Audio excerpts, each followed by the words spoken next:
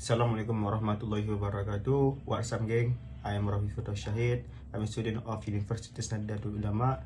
Pada kesempatan kali ini saya akan menjawab dari beberapa pertanyaan yang berkaitan dengan UTS saya, yaitu pada mata kuliah PLP 2. Yang pertama di sini saya akan bahas tentang histori sejarah microteaching.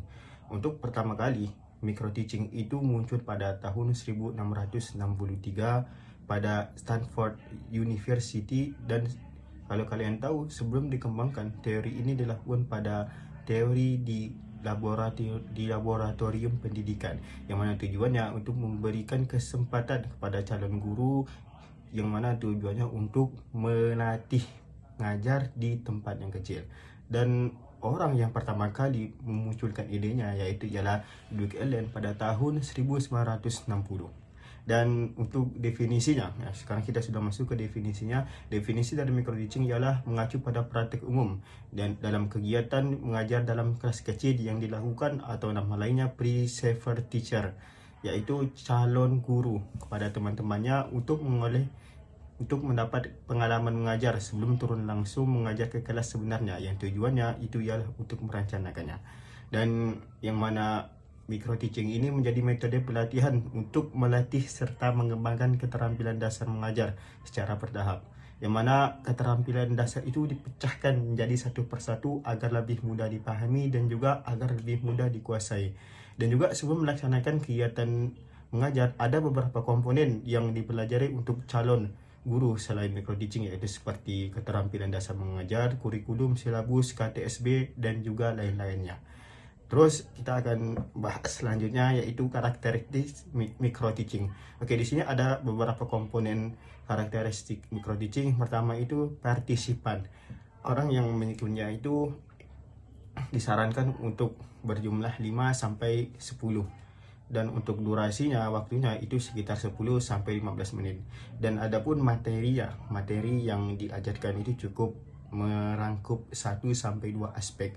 Dan adapun skillnya itu cukup 1 dan 2. Dan setelah itu yang terakhir, karakteristik pada microteaching itu melakukan observation dan juga reflection. Setelah praktik mengajar, dosen atau teman akan memberi masukan. Oke, itulah terkait dari beberapa pengetahuan tentang histori, juga karakteristik hingga definisi. Oke, sekarang kita masuk ke tahap yang kedua, yaitu siklus microteaching. Apakah itu siklus microteaching? Siklus microteaching itu adalah tahapan latihan mengajar yang dilakukan secara berulang agar calon guru bisa memperbaiki kesalahan dan juga mampu memperbaiki dan memperbagus kemampuan mengajarnya. Dan di sini ada beberapa siklus, dan juga mana siklus ini harus diwaspadai dan juga harus ditekankan kepada calon guru. Yang pertama di sini ada plan, yaitu calon guru harus menyiapkan seperti hal yang disiapkannya itu materi sebelum mengajar, habis itu teaching tools, alat untuk mengajar, tool, teaching media, making lesson plan, dan yang dimana seorang calon guru ini harus mempersiapkan plan seperti menyiapkan sebuah materi, kurikulum, silabus, RPP, dan juga hal-hal yang berkaitan dengan prepare sebelum mereka untuk mengajar. Terus yang kedua di sini ada praktik mengajar, teacher, yang mana praktik mengajar ini seorang siswa mempraktikkan keterampilan mengajarnya. Terus yang ketiga ada observasi. Ya, jadi setelah ketika mereka calon guru ini sedang mengajar, maka diadakan yang namanya observasi, yang dimana tujuannya itu untuk cara menjelaskan penguasaan kelas dan juga interaksi mereka terhadap siswa. Terus yang keempat ada evaluasi atau feedback, yang dimana evaluasi atau feedback ini setelah mengajar, yang dimana yang akan memberi masukannya ini contohnya seperti orang yang ikut berkompeten dalamnya, atau dosen atau guru tugas yang ikut andil serta, dan juga mereka ini mengikuti plan yang ada di dalam microteaching ini, yang mana mereka akan memberikan feedback seperti menguraikan kata-kata, penjelasannya sudah bagus atau suaranya agak sedikit kurang.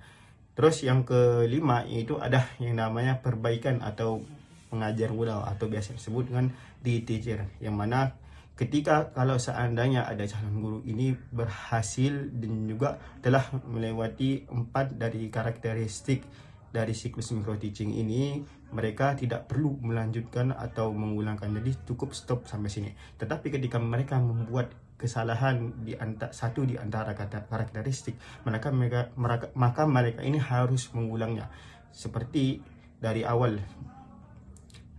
replanning, reteaching, reobserver, dan juga reobserver, dan mana mereka ini harus mengulangnya ketika mereka melakukan kesalahan.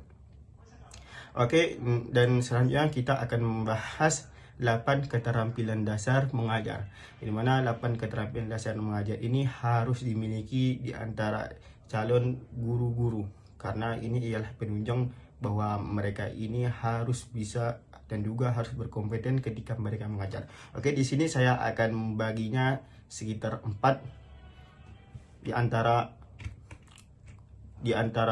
komponen-komponen yang harus mereka miliki, nanti akan dibagi di dalam 8 keterampilan dasar ini. Tapi saya memecahnya menjadi 4. Yang pertama di sini adalah opening dan closing. Di mana opening dan closing ini salah satu hal atau keterampilan dasar dan basic yang harus dimiliki oleh setiap calon guru.